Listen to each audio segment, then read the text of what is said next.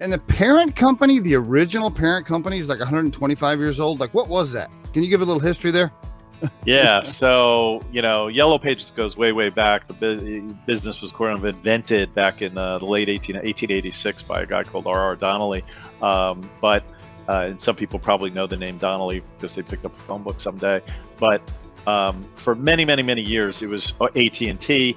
And then when AT&T got split up, it was the RBox Regional Bell Operating Companies who ran these Yellow Page directories. And so you probably, wherever you grew up, you probably got a directory from Verizon or from Southwestern Bell or Bell South or SBC. Everybody got those. And maybe you went online and went to yellowpages.com. Those assets were all owned by the phone companies. And then as the business matured, the phone companies got into fiber or telecom or whatever the next thing was, these started to be viewed as non-strategic assets, and they got spun off. And sometimes they operated independently, and sometimes they got bought by a competitor. And so what had been multiple companies eventually got gobbled together and all became kind of one. And the last man standing was Dex Media, and that was the company we took over.